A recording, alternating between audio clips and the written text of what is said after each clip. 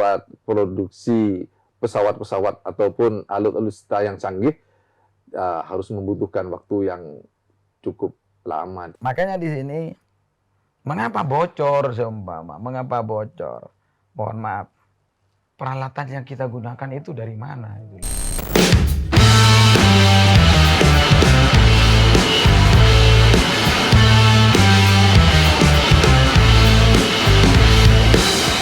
Bersama Taufikur Rahman, Ketua DPC Partai Gerindra Pamekasan, Bu Siri, Juru Bicara PDIP Pamekasan.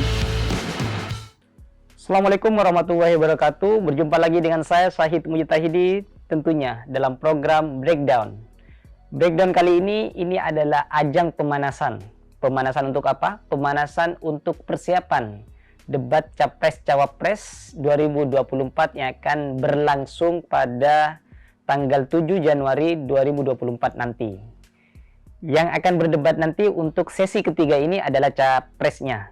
Dan di sini telah hadir Ketua dari Partai Gerindra Pamekasan untuk merepresentasikan dari paslon nomor urut 2, Pak Taufik. Bisa sapa dulu nih, pemirsa KTV. Pemirsa KTV, selamat siang. Semoga sehat selalu dan kami menghadapi debat besok tanggal 7. Mudah-mudahan debatnya berjalan lancar dan sukses. Siap. Terima kasih. Yang kedua di sini ada Wakil Ketua dari PDIP Pamekasan. Di sini ada Pak Bu Siri, bisa sapa dulu nih pemirsa KTV. Assalamualaikum warahmatullahi wabarakatuh. Saya dari Bu Siri dari PDI Perjuangan sebagai jubir calon nomor urut 3. Bapak Ganjar Pranowo sama Bapak Mahfud MD Tretan Tibi. Oh, siap. Salam 3 jari. Iya. Sejatinya kami juga mengundang dari representasi dari paslon nomor urut 1.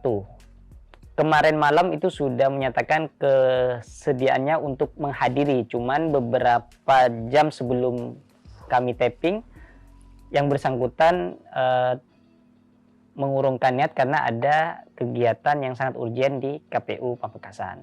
Oke, untuk tema debat ketiga itu nanti kan soal pertahanan, keamanan, hubungan internasional dan geopolitik. Kira-kira seberapa yakin akan unggul capres dari masing-masing ini? Dari Pak Taufik dulu, gimana? Ya, terima kasih pemirsa KTV dan juga Mas Syahid. Yang jelas kalau mengenai geopolitik dan pertahanan keamanan itu sudah bidangnya Pak Prabowo. Jadi hal-hal semacam geopolitik ataupun pertahanan itu sudah ahlinya. Mungkin bisa di luar kepala. Jangankan Pak Prabowo yang sudah tiap hari baik di dalam negeri maupun di luar negeri sering berbicara baik di Sarasian ataupun simposium, diundang beberapa negara juga tentang geopolitik dan pertahanan. Jadi saya sangat yakin dan optimis Pak Prabowo akan menguasai bidang ini. Kalau ditanya siapa yang unggul, pasti paslon nomor 3 juga akan menjawab Pak Ganjar yang akan paling unggul. Tapi sekarang coba yakinkan nih pemirsa KTV, kenapa kok bisa Pak Ganjar yang akan unggul nanti di tema kali ini? Terima kasih.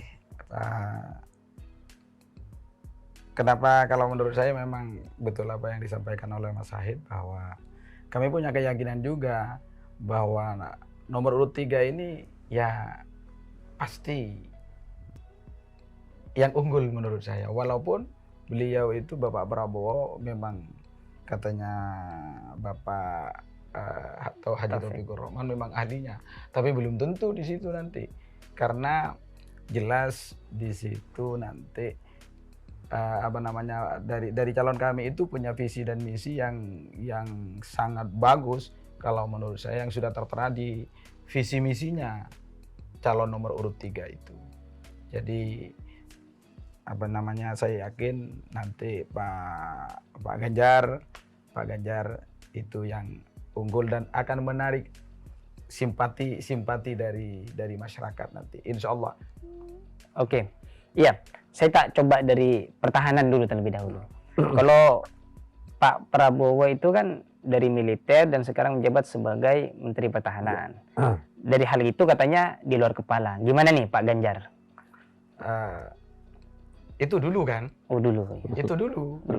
Sedangkan apa yang dialami dulu itu tidak mungkin akan sama dengan yang akan dialami sekarang. Terus kalau dari paslon 3 walaupun bukan berasal dari militer, tapi punya visi dan misi untuk memperkuat militer, baik itu angkatan darat dan angkatan udara, bahkan angkatan laut, semua militer. Dari 3 militer itu, kita paslon 3 itu punya visi dan misi untuk memperkuat ini. Memperkuat ini dengan tentunya banyak hal yang akan dilakukan. Banyak hal yang akan dilakukan, di situ diantaranya adalah meningkatkan SDM. Mengapa SDM-nya militer ini harus terus ditingkatkan? Karena yang akan dihadapi itu beda. Tahun 90-an dengan 2000 itu pasti beda. Sampai dengan 2003 pasti beda. Nah, kami punya visi dan misi untuk menguatkan militer sebagai alat pertahanan negara.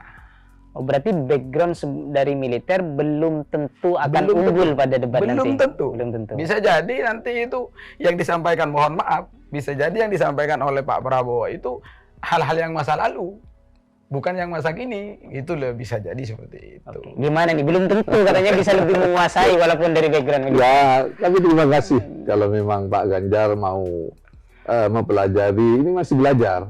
Kita sudah melaksanakan. Pak Prabowo sudah melaksanakan pertahanan Indonesia itu berjalan secara kesinambungan. Jadi visi ke depan mulai dari sekarang Indonesia sudah disegani oleh dunia. Kita sudah ada di peringkat ke-13 pertahanan militer Indonesia. Kalau sepak bola kita mungkin 150 peringkatnya sekitar itu, tapi kalau pertahanan kita 13 di dunia loh. Jadi Dan itu dekat Pak Prabowo. Salah maksudnya satu yang dekat pemerintahan Pak Jokowi dan didukung oleh Pak Prabowo sebagai Menteri Pertahanan yang memiliki pengetahuan tentang geopolitik dan pertahanan.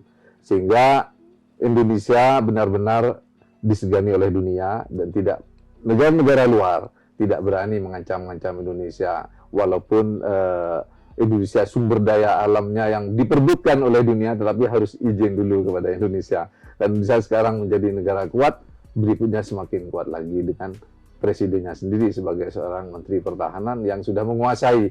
Beda dengan Pak Ganjar masih mau mempelajari itu, masih belum melaksanakan. Kita sudah melaksanakan dan hasilnya sudah nampak sekali. Indonesia sudah menjadi peringkat 13 dunia dan terkuat di Asia Tenggara. Dan alhamdulillah negara-negara tetangga juga merasa senang ada punya tetangga yang kuat pertahanannya begitu terkait geopolitik ke depan gitu, Mas Syahid. Katanya Pak Ganjar masih mau mempelajari. Kalau Pak Prabowo sudah bukti. Oh, iya. Nah, kan kadang ada orang berangkat duluan itu nyampainya belakangan. Ada orang berangkat duluan itu nyampainya belakangan. Maka di situ walaupun Pak Ganjar itu bukan berlatar belakang militer, tapi sangat perhatian terhadap militer dan pasti memang ini peringkat ke-13 ini, insya Allah Bapak Ganjar itu berkomitmen itu tidak di 13, tidak stagnan, itu bisa ke nomor 2, bisa ke nomor 3, paling tidak ada peningkatan. Nah, sesuai dengan yang sering didengung-dengungkan oleh, kalau ini kan gemoy kan biasanya yang populer kan, tapi kita itu terkenal di sat-satnya. Di situ artinya gerak cepat. Bisa jadi orang berangkat belakangan bisa mendahului. Nah, yang penting di situ kalau menurut saya walaupun tidak berlatar belakang militer, yang penting mempunyai kemauan besar untuk memperkuat. Insya Allah nanti tentu di sini akan kalau Pak Ganjar jadi, tentu akan dituangkan dalam anggaran. Karena bagaimanapun militer itu akan menjadi kuat selain SDM-nya, tentu harus ditopang dengan anggaran yang cukup. Kualitas SDM-nya yang cukup dan juga alutsista yang memadai dan canggih. Mohon maaf ya, yang namanya kita ini nanti ke depan kan kalau Pak Ganjar itu jadi, di situ nanti kan ada keinginan dari Bapak Ganjar bagaimana tentara Indonesia ini baik darat, udara dan laut itu berkualitas, alutsistanya canggih, dan kalau bisa selain bekerja sama dengan negara luar, berusaha bagaimana produksi sendiri supaya tidak begitu bergantung kepada negara luar. Nah, kalau selama ini kita ini, walaupun kita sebenarnya kan sudah punya di Indonesia, tapi kurang begitu dimaksimalkan karena kadang anggaran kurang. Kadang anggaran kurang. Contoh, kita ini kalau membeli keluar, mohon maaf, seperti pesawat-pesawat yang bekas. Iya. Jadi kita itu tuh nanti kalau harus beli keluar, ya beli yang super itu, beli yang super yang masih belum bekas. Karena kalau sudah bekas itu berarti kan, ya tentu yang namanya bekas ini kurang begitu kurang begitu hebat lah begitu. Maksudnya nyenggol yang tidak menyenggol, cuma menyampaikan berita-berita yang berkembang itu loh. Kita berupaya nanti ya sebaik mungkin, seefisien mungkin. Karena walaupun anggaran banyak, tapi tidak efisien pembelanjaannya, seumpama tidak sesuai dengan itu kan juga bahaya juga sebenarnya. Sebenarnya walaupun sudah berpengalaman, katanya langkahnya membahayakan dengan membeli pesawat bekas untuk pertahanan. Kalau yang belum berpengalaman di bidang pertahanan dan militer itu dianggapnya masyarakat seperti itu, karena masyarakat harus tahu bahwa membeli alat-alat perang, membeli alat-alat alutsista itu tidak seperti membeli kacang goreng atau membeli pisang yang ada uang ada barang. Itu berproses, ada yang 5 tahun, ada yang 10 tahun, bahkan sampai 20 tahun. Selama menunggu itu, tetap pemesanan dilakukan, alat-alat canggih yang baru tetap ada. Selama belum itu ada transaksi yang datang pesawat yang baru, ataupun alutsista yang baru, maka yang bekas pun harus kita siap.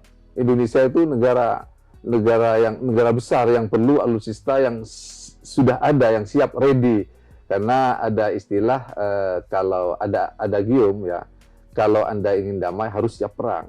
Itu istilah yang istilah militer yang harus kita jaga. Jadi kalau kita alutsistanya sudah banyak dan mumpuni dan sanggup mempertahankan wilayah kedaulatan NKRI, maka negara-negara luar tidak mungkin mau bisa intimidasi aja agak berat, apalagi aneksasi, mencaplok. Seperti misalnya ketika Pak Jokowi dengan ada kebijakan hilirisasi nikel, itu ada ancaman dari negara Eropa yang merasa dirugikan karena naiknya 1000% ke pendapatan Indonesia dari hilirisasi itu. Mereka berpikir kalau mengancam secara militer tidak berani melawan Indonesia yang peringkatnya sudah di atas Iran, di atas Australia, di atas Israel bahkan yang kejam itu. Indonesia sudah di atasnya itu. Jadi mereka mikir-mikir kalau mengancam intimidasi secara militer. Jadi mereka menggugat akhirnya terkait dengan hilirisasi ke WTO, World Trade Organization. Dan alhamdulillah Indonesia kalah, mereka menang. Tetapi karena kita kuat, sudah pede, sudah walaupun kita kalah lawan, lanjut terus hilirisasi. Didukung oleh Pak Jokowi, Pak Prabowo, lanjut. Kita tidak takut terhadap ancaman, ataupun walaupun kita kalah di gugatan sidang WTO, bahkan IMF juga mengancam macam-macam, kita lanjut hilirisasi. Ini satu produk menguntungkan beberapa 300-ratusan triliun, padahal 21 komoditi yang akan hilirisasi ke depan, yang mungkin intimidasi, ancaman-ancaman dari luar akan berlanjut, makanya kita harus kuat sekuat-kuatnya. Saya setuju dengan apa yang disampaikan oleh dari Mas 03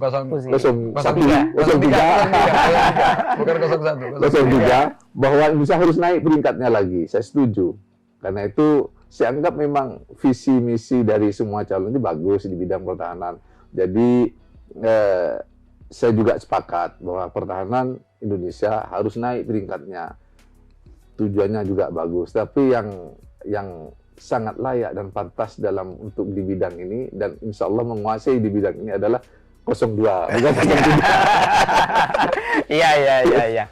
Saya coba dulu dari yang hubungan internasional. Kenapa Pak Prabowo yang akan paling unggul nanti? Alasannya apa? Ya, yang pertama yang jelas tadi tuh, yang Pak Prabowo sudah menjalani beliau di bidang militer sudah puluhan tahun, bahkan sampai menjadi Danjen Kopassus dan sekarang menjadi Menteri Pertahanan, dan beliau sendiri sering diundang oleh negara-negara luar bahkan untuk berbicara tentang geopolitik, tentang pertahanan keamanan, dan dianggap beliau sudah menjadi guru besar di bidang pertahanan itu, karena visi misi terhadap pertahanan suatu negara beliau sangat menguasai luar biasa. Saya pun sebagai kadernya beliau, walaupun sedikit ilmunya sudah ada dari beliau. Ya, ada istilah yang sering disampaikan oleh beliau itu adalah dari penulis militer Yunani 2000 tahun yang lalu. The strong will do what they can and the weak suffer what they must.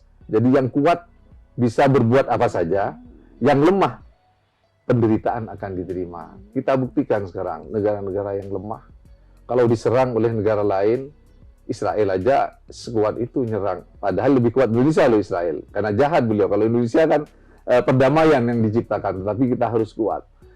Negara lemah seperti Palestina menderita luar biasa, karena lemah beliau. Mereka, bukan beliau, mereka itu lemah.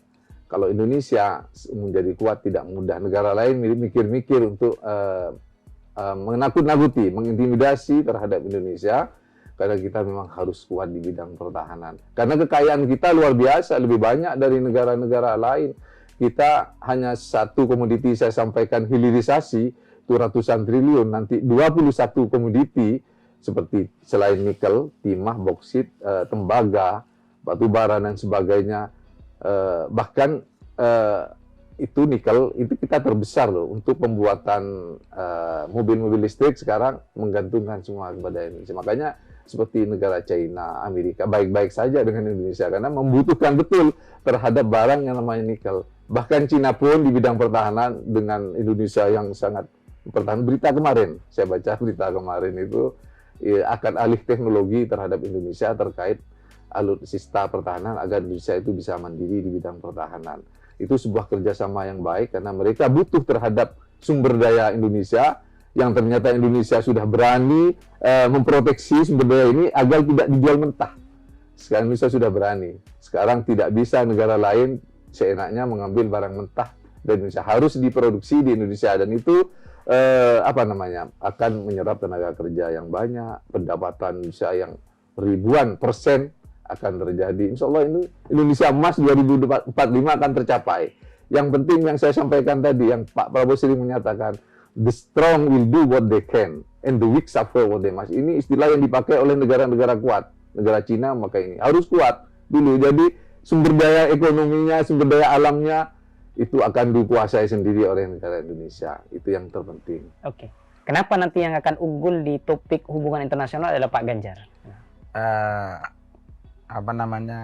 Karena Pak Ganjar ini di semangatnya yang punya, walaupun dia bukan. Yang lain nggak punya semangatnya. Nggak tahu ya. Oh, yang nggak tahu. siap. Nah, semangatnya yang punya, semangat untuk memperkuat pertahanan ini. Dan memang betul katanya Pak Haji Taufik itu memang saya setuju itu kita harus punya kekuatan di militer ini memang. Dan itu Ganjar Pranowo, bukan Ganjar Prabowo. Ganjar Pranowo itu punya komitmen itu.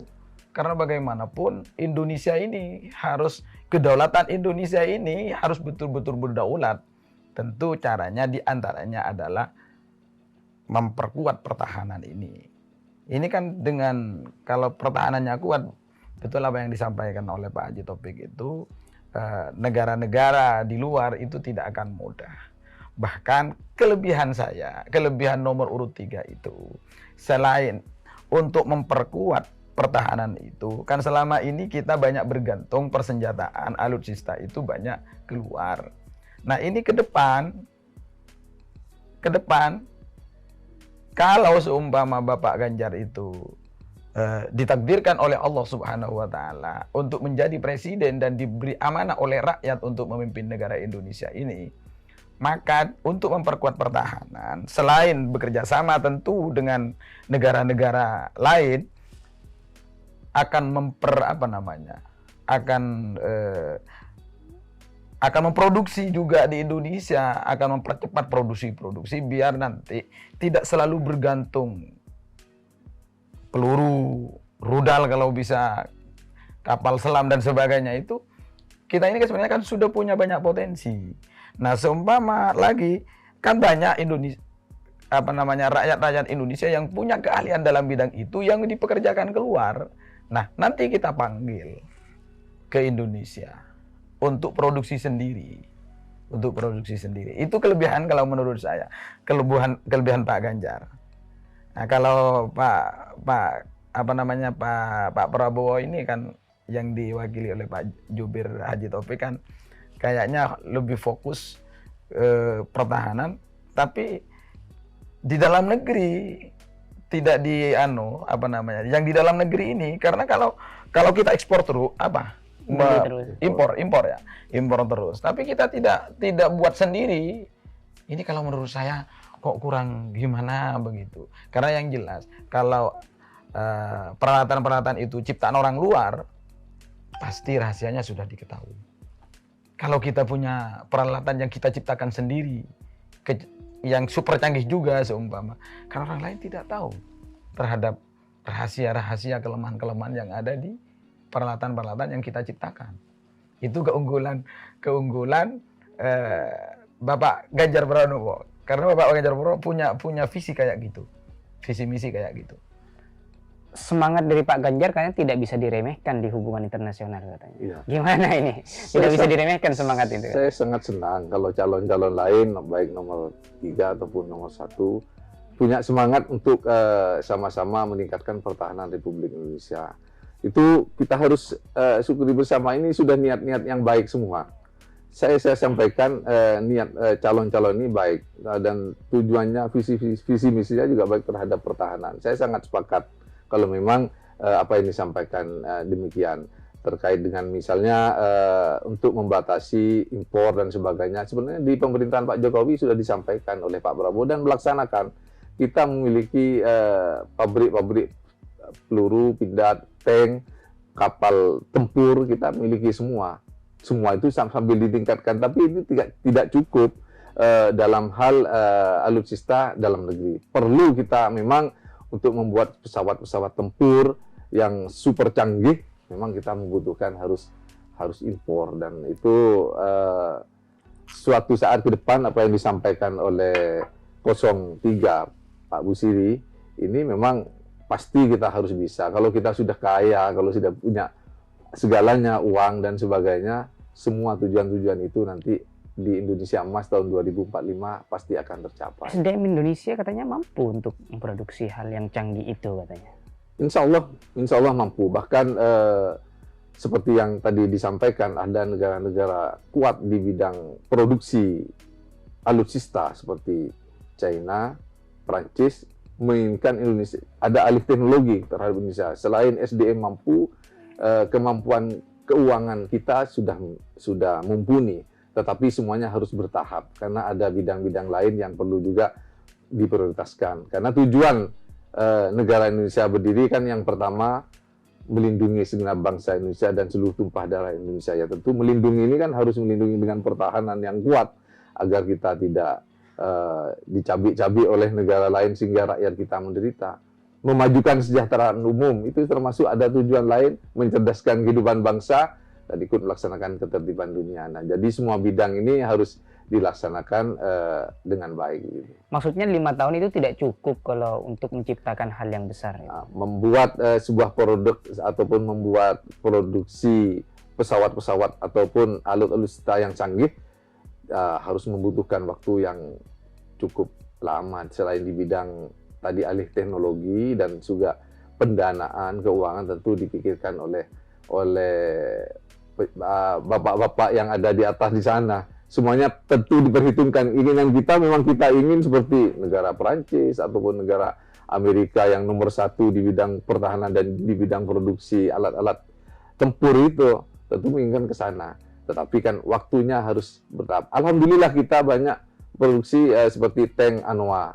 Negara Asia Tenggara lainnya tidak bisa. Hanya satu-satunya di Indonesia ada produksi semacam itu. Kapal-kapal tempur PT PT PAL yang ada di Indonesia juga bisa juga membuat kapal-kapal laut untuk pertahanan Indonesia. Semuanya bertahap.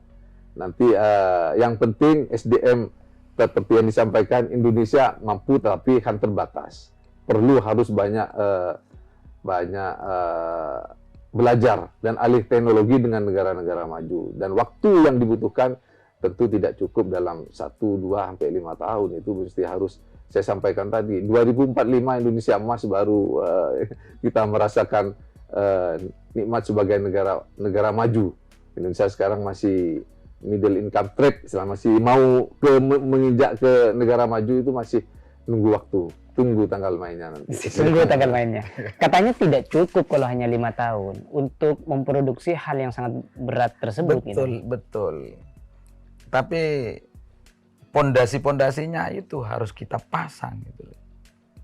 Pondasi-pondasinya harus kita pasang sambil kita, katanya Pak Ganjar itu, gerak cepat kita. Gerak cepat. Jadi walaupun diprediksi, kan ada kadang diprediksi 5 tahun tidak bisa, ternyata bisa.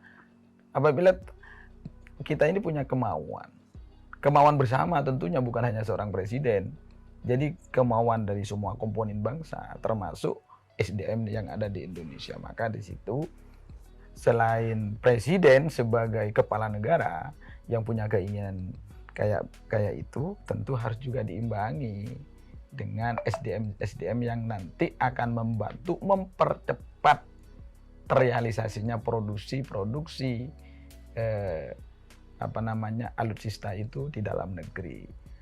Betul katanya Pak Haji Taufik itu tuh, untuk sementara kita kan belum bisa mandiri dalam peralatan ini. Masih kita harus kerjasama dengan negara luar. Tapi paling tidak kita ini kalau sudah nanti itu punya pimpinan, sudah punya keinginan untuk mempercepat upaya produksi di dalam negeri, kan paling tidak ketergantungan itu tidak begitu tinggi dan tidak begitu besar, dan juga akan berimbas kepada perekonomian begitu. Oke. Jadi kalau menurut saya ya masih optimis saya dengan kemauan yang kuat, karena biasanya orang itu kalau sudah punya kemauan itu akan lebih gimana kerjanya itu. Insya Allah Pak Ganjar Lebih bisa. semangat itu. Semangat. Kalau dari sisi topik keamanan gimana nih dari Pak Ganjar? Keamanan dalam negeri. Iya, keamanan dalam negeri. Kalau Iya. tadi pertahanan itu kan juga berhubungan dengan luar negeri. Ini yang dalam negeri, keamanan. Ya, keamanan dalam negeri itu hampir sama sebenarnya dengan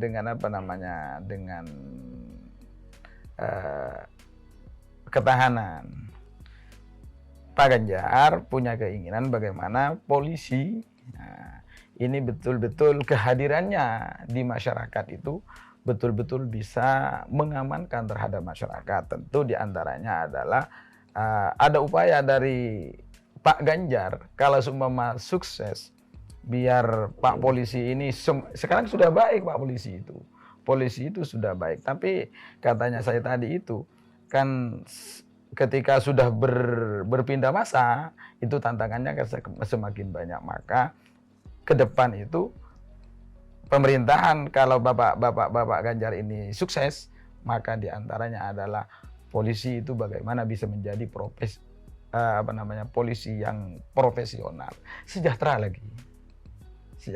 Karena bagaimanapun kalau tidak sejahtera, ya gimana yang namanya tidak sejahtera? Maka di situ nanti termasuk anggaran-anggaran yang berkaitan dengan kepolisian ini ditingkatkan, sambil lalu meningkatkan kualitas dari anggota polisi itu. Dan di sini keamanan ini sebenarnya lagi kesadaran masyarakat biar kerjaan dari Polri itu tidak begitu berat. Jadi sama dengan TNI dan Polri. Cuma kan garapannya saja yang berbeda. Garapannya yang berbeda. Kalau Polri kan di dalam negeri, keamanan dalam negeri. Kalau TNI kan ketahanan dari ancaman-ancaman dari luar. Jadi semangatnya tetap. Semuanya tetap. Kalau Pak Prabowo gimana nih? Nanti di waktu debat di tema soal keamanan ini seperti apa? Kenapa kok Pak Prabowo yang akan unggul? Ya Pak Prabowo sudah jelas di cita-citanya bahwa ingin meningkatkan pertahanan dan keamanan, termasuk juga apa yang disampaikan tadi, ada sebenarnya tidak hanya polisi di dalam negeri, tapi ada sinergitas antara TNI dan Polri. Keamanan itu melindungi segenap bangsa Indonesia dan seluruh tumpah darah Indonesia, itu bukan hanya dari ancaman luar, tapi di dalam negeri juga perlu juga ditingkatkan. Dan salah satu yang disampaikan tadi oleh pihak 03 misalnya, meningkatkan kesejahteraan aparat yang melaksanakan keamanan di dalam negeri, itu salah satu juga menjadi tujuan Pak Prabowo sama. Dan kami optimis bisa melaksanakan itu karena melanjutkan apa yang disampaikan, apa yang telah dilaksanakan oleh pemerintahan yang sekarang. Hanya nanti menyempurnakan apa yang telah dilaksanakan pemerintahan sekarang. Saya kira sekarang masyarakat patut bersyukur. Patut, kembali saya sering menyampaikan, masyarakat sekarang patut bersyukur bagaimana Indonesia hidup di negara Indonesia yang damai. Kita jalan siang malam, kira-kira masih keamanan masih cukup kondusif lah. Tidak ada bunyi peluru kayak di luar negeri. Tidak ada juga kejahatan-kejahatan yang masif istilahnya. Semuanya ada yang sudah menjaga dengan baik. Cuma cukup ditingkatkan dengan bukan hanya sekedar hanya jargon-jargon belaka, tetapi juga seperti apa yang disampaikan, seperti pelaksana aparat TNI dan polisi harus sinergitas, juga termasuk juga fasilitas yang ada harus ditingkatkan. Misalnya ada beberapa CCTV di mana di jalan-jalan dan sebagainya, itu salah satu ada meningkatkan keamanan yang harus kita laksanakan dengan baik. Sehingga masyarakat hidup itu damai, tenang, tentram, karena di samping, di dekat-dekatnya sudah ada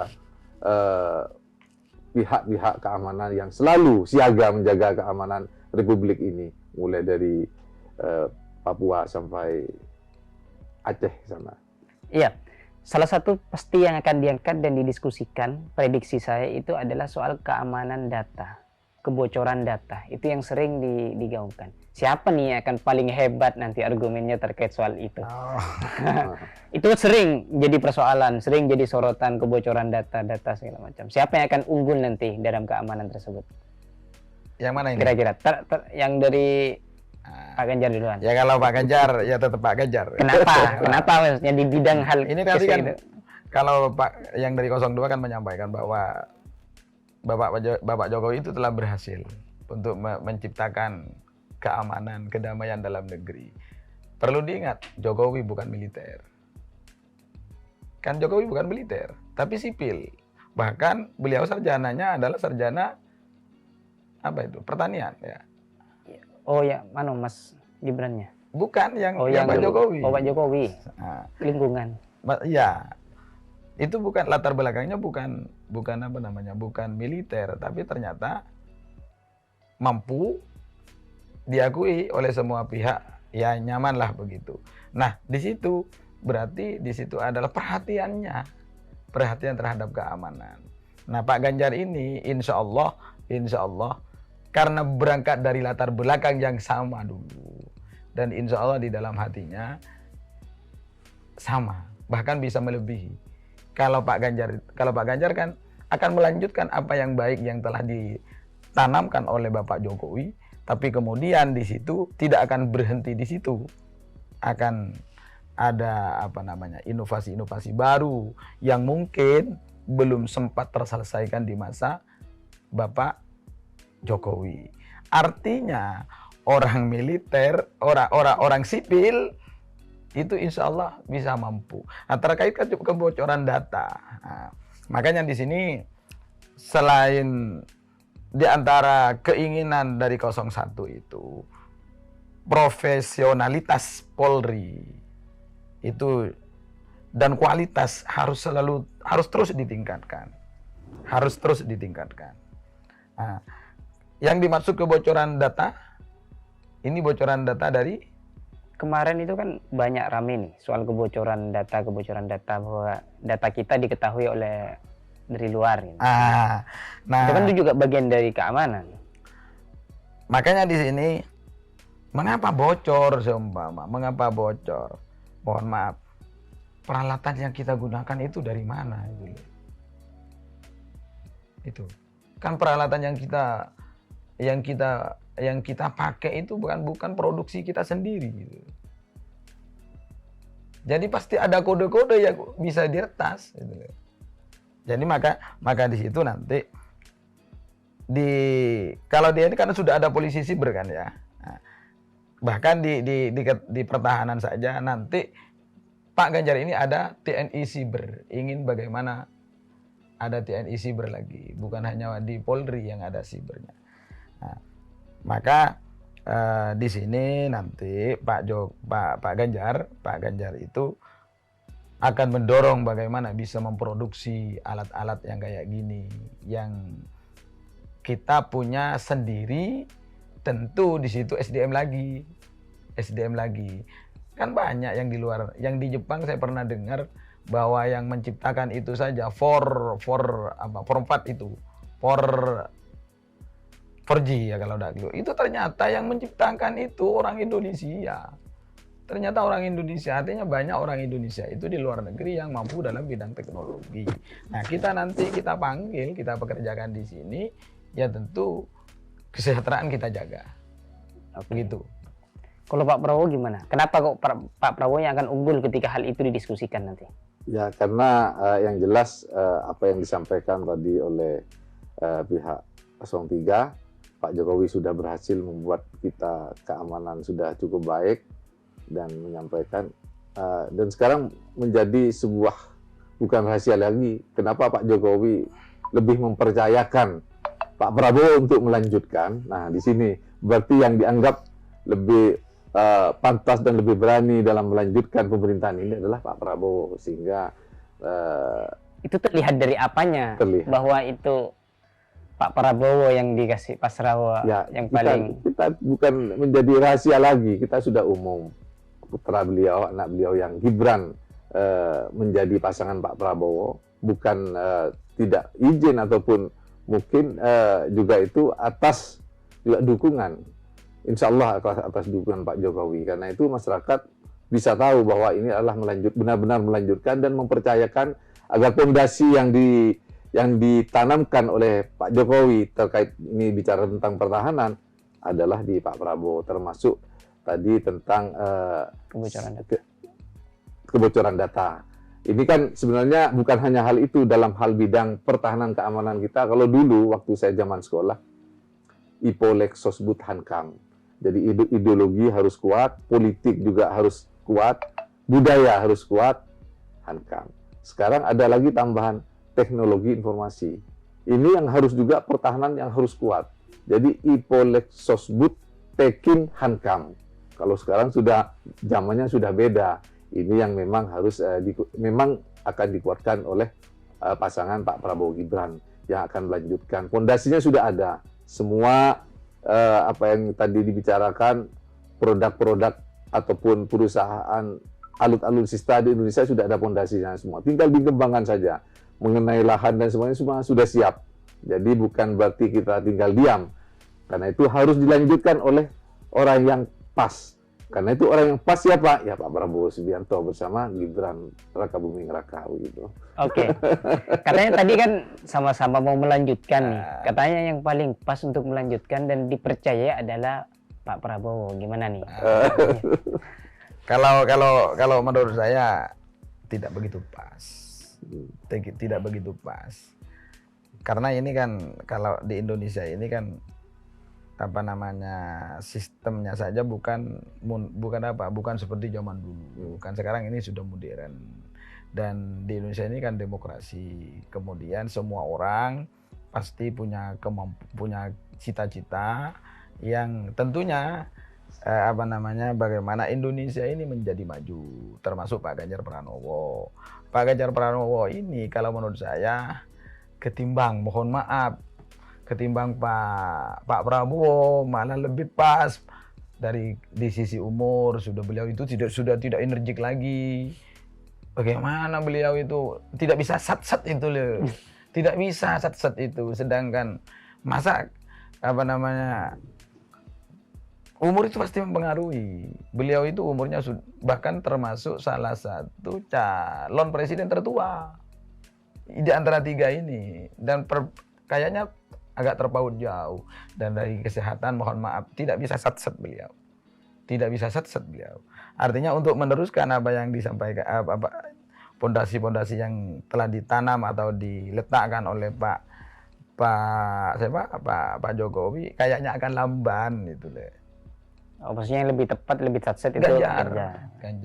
Gimana ini komentarnya? Nggak langsung dikomentari. Ya, saya kembali menilai apa yang disampaikan oleh 03, itu haknya, pendapatnya mereka. Tetapi yang jelas Pak Prabowo, seorang presiden itu tidak harus lari-lari dan sebagainya, tetapi pikirannya, visinya yang harus tepat ke depan dan harus sejalan dengan apa yang sudah ditanamkan pondasi oleh presiden sebelumnya, sehingga tidak mengulang lagi dari depan, cukup menyempurnakan dan harus cepat. Tetap kalau bicara mengenai tentang usia, sebenarnya yang paling muda adalah 02. Kalau diakumulasi antara dua pasangan ini, kalau gara-gara wakilnya. Nah di situ jadi sudah tidak. Jadi kalau diakumulasikan dua pasangan ini, yang paling muda sebenarnya 02. Jadi mengenai presiden ataupun wakil presiden, bukan kita harus adu lari fisik, tetapi bagaimana visi misinya yang tepat dan pas sesuai dengan sasaran untuk melanjutkan pemerintahan Pak Jokowi. Sehingga kita lihat Pak Jokowi, kalau masyarakat menilai kok lebih condong kepada 02, itu memang benar. Kita lihat memang benar dari sisi pandangan masyarakat yang berbicara itu. Dilihat dari Gibran ada di 02, selain itu mungkin ada penilaian.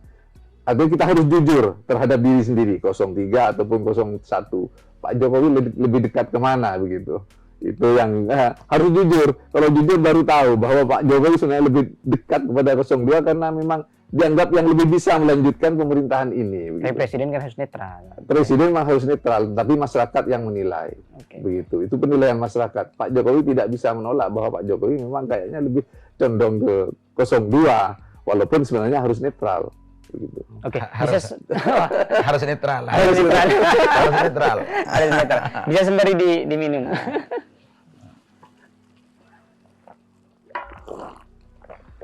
Ya, sahabat KTV, kita memasuki sesi terakhir. Seperti biasa, dari masing-masing representasi akan memberikan pertanyaan atau mempertanyakan terkait persiapan debat nanti. Saya mau coba langsung dari paslon nomor urut 2 untuk menanyakan ke paslon nomor urut 3. Ke representasinya. Apa? Menanyakan. Iya, menanyakan. Apa yang mau iya, seperti biasanya. Debat presiden aja. Karena sebenarnya kita kan bukan ahlinya di bidang pertahanan, dan juga sepertinya kurang layak menanyakan pertahanan. Kita sama-sama hanya pengetahuan secara pribadi, tetapi secara umum bolehlah menanyakan secara umum. Kalau hal-hal secara teknis bukan kapasitas mungkin kita berdua terkait dengan pertahanan. Ini sebatas representasi untuk gimana soal nanti debat nanti. Begini, kalau Pak Prabowo menyatakan bahwa kita adalah harus kuat di bidang pertahanan agar tidak diganggu baik dari dalam negeri maupun di luar negeri.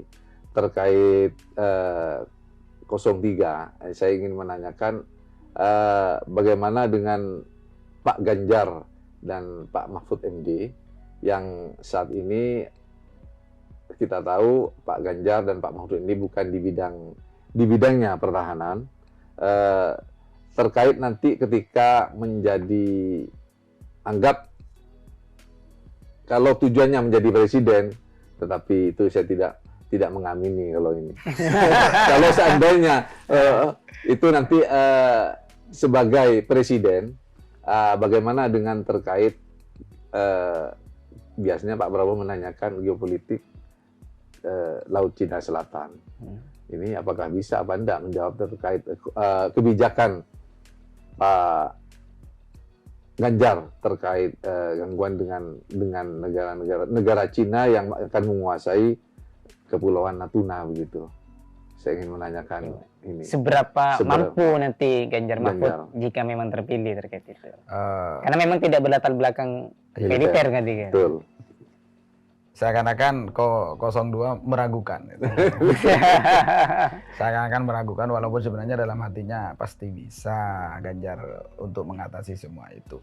Pertama, memang latar belakangnya bukan militer, tapi pertama punya semangat untuk menjaga kedaulatan negara. Nomor 2, diwakil ini, walaupun sipil, bahkan merupakan reformasi pertama, sipil pertama yang menjadi Menteri Pertahanan, yaitu Bapak Mahfud MD ketika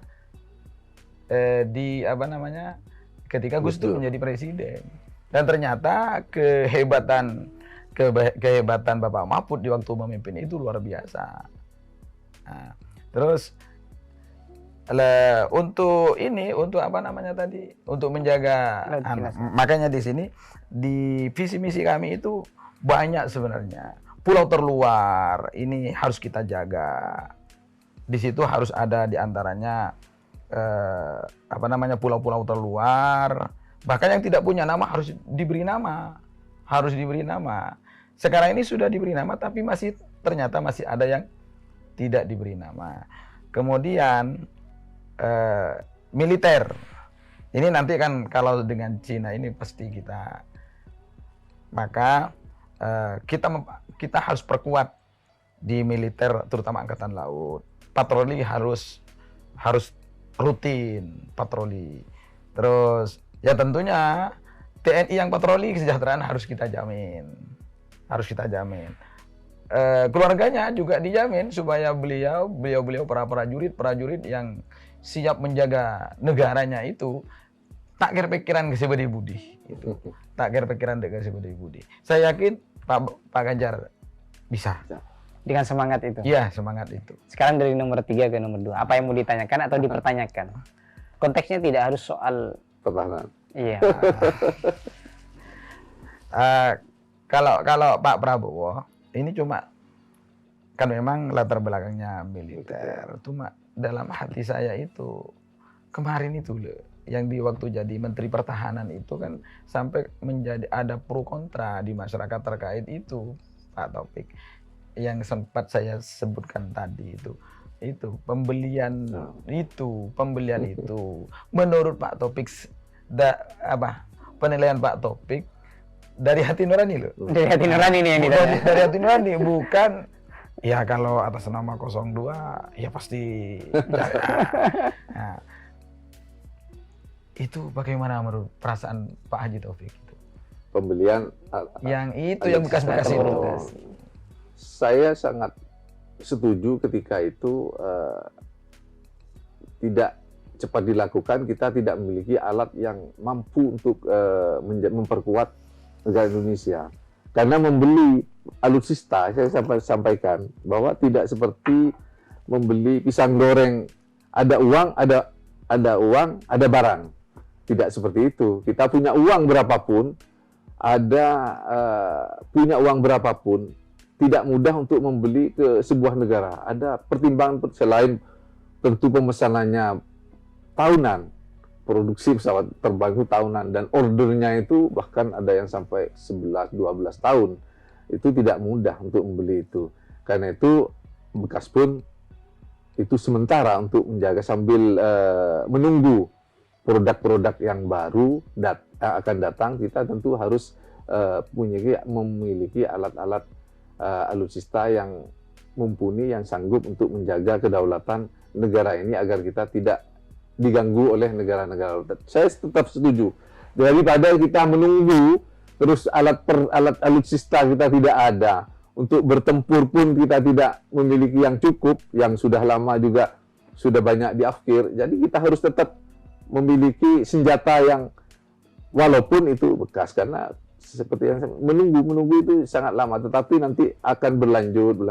Pembelian kita itu sudah bahkan banyak yang mengkritik juga dengan anggaran besar pembelian, karena pemesanannya memang untuk kemajuan teknologi alutsista yang ada di Indonesia agar setara dengan negara-negara maju, sehingga kita sekarang masih dianggap peringkat itu hasil survei dari Firepower Internasional itu, Indonesia 13. Di Asia Tenggara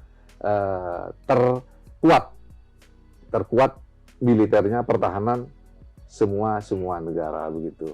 Oke, terakhir closing statement nih. Apa nih yang bisa diambil nanti? Apa pesan yang ingin disampaikan kepada masyarakat untuk diambil nanti pada debat ketiga nanti? Dari nomor 2 terlebih dahulu, baru nanti nomor 3. Pak Prabowo sering menyampaikan bahwa